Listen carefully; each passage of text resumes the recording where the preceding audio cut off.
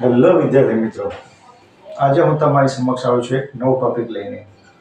તો આપણે જોઈએ અહીંયા આ ટોપિકની અંદર જોડાક્ષરથી બનતા શબ્દો, એટલે કે અલગ અલગ શબ્દોને અલગ અલગ નિશાની લાગેલી હોય છે અને એ નિશાનીથી આપણે કેવી રીતે એનો સ્પેલિંગ બનાવી શકીએ તેના વિશે આપણે આ વિડીયોની અંદર સમજવાના છીએ. તો જોઈએ સૌથી પહેલા, જ્યારે પણ શબ્દની અંદર આ રીતે નિશાની હોય તેના માટે સ્પેલિંગ મૂકીએ છીએ આપણે આર એ. જ્યારે કોઈ પણ શબ્દના ઉપર અર્ધચંદ્રાકાર એટલે કે આ રીતે નિશાની હોય તેના માટે આપણે સ્પેલિંગ મૂકીએ છીએ આર. અને જ્યારે કોઈ પણ શબ્દ નીચે અર્ધચંદ્રાકાર નિશાની હોય તેના માટે મૂકીએ છીએ આપણે આર યુ. તો આપણે આ વિડીયોની અંદર આ ત્રણ નિશાનીથી બનતા શબ્દો કેવી રીતે અંગ્રેજીમાં લખાય તેના વિશે સમજવાના છીએ. તો ચાલો આપણે એક એક શબ્દને સમજીએ. પહેલો શબ્દ છે અહીંયા પ્રકાશ.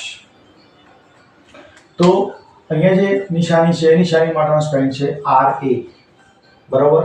તો અહીંયા જોઈએ પનો પી. જ્યારે પણ કોઈ પણ શબ્દ લખતા હોઈએ તેનો પહેલો જે શબ્દ અક્ષર છે, મૂળ અક્ષર જે છે એટલે કે એને કેપિટલ લેટરમાં આપણે લખવાનો છે. હવે જે નિશાની છે એના માટેનો સ્પેલિંગ છે આર એ. પ્ર. કનો કે એ શરણાક્ષર છે એટલે એસ એ. છેલ્લે આપણે એ મૂકતા નથી. અહીંયા જુઓ, ઉચ્ચારણ મુજબ પણ આપણે શબ્દ બનાવી શકીએ. દાખલા તરીકે અહીંયા તો પ્ર, પ ર અ એટલે પનો પી, રનો આર, અનો એ. પ્ર કા શ.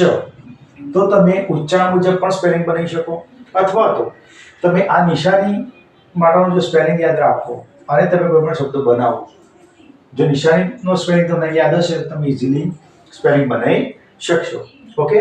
હવે જો બીજો શબ્દ અહીંયા લખ્યો છે ક્રમ. તો ક્ર, કે આર એ મનો એમ. ક્રમ. ક્ર, ક ર અ એટલે કનો કે, રનો આર, અનો એ અને મનો એમ. ક્રમ.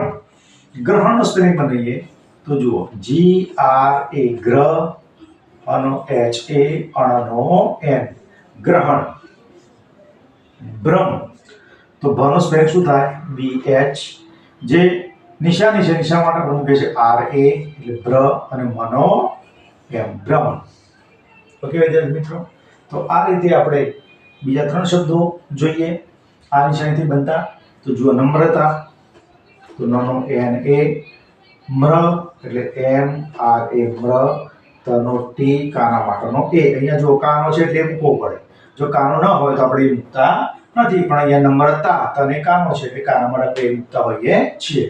તો અહીંયા સ્પેલિંગ બને નમ્રતા. વ્રત. તો વનો વી. આજે નિશાની છે સ્પેલિંગ છે આર એ અને તનો ટી. વ્રત. એ જ અહીંયા જાગ્રત. તો જનો જે એ, ગનો જી, નિશાનીનો આર એ અને તનો ટી. જાગ્રત. તો અહીંયા જો વિદ્યાર્થી મિત્રો, સરસ રીતે આપણે આ નિશાનીથી બનતા શબ્દો આપણે ઇઝીલી બનાવી શક્યા. કેમ? કારણ કે આપણે આ નિશાનીનો સ્પેલિંગ આપણને ખબર હતી. તો હવે જુઓ પ્રકાશ. તો પી આર એ કે એસ એચ. પ્રકાશ એટલે કે જે નિશાની છે એના માટે આપણે આર એ મૂકીએ છીએ, અથવા તો ઉચ્ચારણ મુજબ પણ પ્ર, પનો પી, રનો આર, અનો એ. પ્રકાશ. એ રીતે પણ આપણે સ્પેલિંગ બનાવી શકીએ. હવે જોઈએ નેક્સ્ટ બીજા શબ્દો. અહીંયા જુઓ એક શબ્દ લખ્યો છે ગર્વ. હવે વના ઉપર અર્ધચંદ્રકાર છે તો અર્ધચંદ્રકાર માટે મૂકીએ છીએ આપણે આર. શું મૂકીએ છીએ? ખાલી આર. જો સ્પેલિંગ બની ગનો જી એ, અર્ધચંદ્રકાર માટે આર અને વનો વી. ગર્વ. બરોબર. હવે જો પર્વત. તો પનો પી, બરોબર, એ અર્ધચંદ્રકાર માટે આર, વનો વી અને તનો ટી. પર્વત. ઓકે. હવે જુઓ અર્પણ. તો અનો એ, અર્ધચંદ્રકારનો આર, પનો પી, પ એટલે એ બોલાય છે એટલે અર્પ અને નો એન. અર્પણ. ઓકે વિદ્યાર્થી મિત્રો. ચર્ચ. તો ચનો સી એચ એ. ચ, અર્ધચંદ્રકારનો ર અને ચનો સ્પેલિંગ સી એચ. ચર્ચ. આગળ જોઈએ ભાર્ગવ. તો બી એચ એ. ભા, અર્ધચંદ્રાકારનો આર, ઘનો જી એ અને વનો વી ભાર્ગવ. તો જો વિદ્યાર્થી મિત્રો, અહીંયા આપણને આ નિશાનીનું સ્પેલિંગ ખબર હતી તો આપણે સરળતાથી ફટાફટ સ્પેલિંગો બનાવી શકીએ છીએ. માર્ગ લખવું છે આપણે તો મા એટલે એમ એ મા, અર્ધચંદ્રાકારનો સ્પેલિંગ છે આર અને ઘનો જી માર્ગ. તો આ રીતે આપણે જ્યારે પણ કોઈ પણ શબ્દના ઉપર ચંદ્રકાર હોય તેના માટે સ્પેલિંગ આર મૂકવાથી આ રીતે આપણે શબ્દો બનાવી શકીએ છીએ. આગળ જોઈએ કે એવી જ નિશાની પણ શબ્દના નીચે હોય. નિશાની તો સેમ જ હોય પણ ક્યાં હોય? અહીંયા શબ્દના ઉપર નિશાની હતી, અહીંયા શબ્દની નીચે નિશાની હતી, જેને આપણે અર્ધચંદ્રાકાર નિશાની કહેતા હોઈએ છીએ. તો જુઓ અહીંયા આપણે સ્પેલિંગ જોઈ બનાવવાનું છે તો અર્ધચંદ્રાકાર નીચે છે તેના માટે સ્પેલિંગ છે આર યુ. તો મનો અહીંયા લખીશું એમ, એને જ અર્ધચંદ્રાકાર લાગ્યું છે. અર્ધચંદ્રાકાર સ્પેલિંગ છે આર યુ, મૃ તનો ટી મૃત. ઉચ્ચારણ કરીએ મૃ તો મ ર ઉ, મૃ તો મ ર ઉ એટલે મનો એમ, રનો આર, ઉનો યુ એટલે મૃત. એવી રીતે જાગૃત લખીએ તો જાગૃત માટે જુઓ જે એ જા ગૃ એટલે જી. હવે જે અર્ધચંદ્રાકાર જેનો સ્પેલિંગ શું છે આર યુ, ગૃ અને તનો ટી જાગૃત. ગૃહ સ્પેલિંગ લખવો છે આપણે તો ગનો જી, અર્ધચંદ્રાકાર છે એના માટે આર યુ ગૃહ અને હનો એચ ગૃહ. પૃથ્વી લખવું છે આપણે તો પૃ તો પનો પી, અર્ધચંદ્રાકારનો આર યુ પૃ. થ છે તો થનો ટી એચ. અડધો છે એટલે એ લખતા નથી. અહીંયા અડધો થ આખો નથી, આખો હોય તો આપણે લખવો પડે પણ અહીંયા થ કેવો છે અડધો એટલે આપણે એ લખતા નથી, ટી એચ લખીએ છીએ. વનો વી અને દીર્ઘાઈ છે તો આપણે અહીંયા ડબલ ઈ મૂકીશું પૃથ્વી.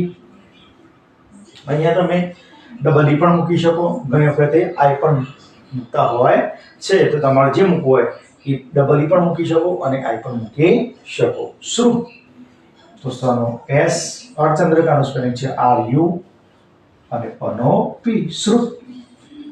ગ્રુપ તો ગનો જી, અર્ધચંદ્રાકારનો આર યુ અને પનો પી ગ્રુપ. તો જો વિદ્યાર્થી મિત્રો આ વિડિયોની અંદર આપણે જોડાક્ષર એટલે એવા જોડાક્ષર કે જેને આવી નિશાનીઓ આપેલી હોય, આ ટાઈપની નિશાની હોય, આ ટાઈપની નિશાની હોય અથવા તો આ રીતે નિશાની હોય. જ્યારે શબ્દના આગળ આ રીતે નિશાની હોય તો એનો સ્પેલિંગ બને છે આર એ. જ્યારે કોઈ પણ શબ્દના ઉપર અર્ધચંદ્રાકાર નિશાની હોય એનો સ્પેલિંગ બને છે આર. જ્યારે અર્ધચંદ્રાકાર નિશાની કોઈ પણ શબ્દના નીચે હોય તો એનો સ્પેલિંગ બને છે આર યુ. તો આ રીતે આપણે સરસ રીતે આવી નિશાનીઓ લાગેલા શબ્દો બનાવી શકીએ છીએ. તો આ વિડિયોની અંદર તમને આવી નિશાનીથી લાગેલા કોઈ પણ શબ્દો હવે તમને બનાવતા આવડી ગયા હશે. તો હવે તમે આવા બીજા શબ્દો પોતાની જાતે લખી અને એના સ્પેલિંગો બનાવજો. મળીએ આપણે નેક્સ્ટ વિડીયોમાં એક નવા ટોપિક સાથે.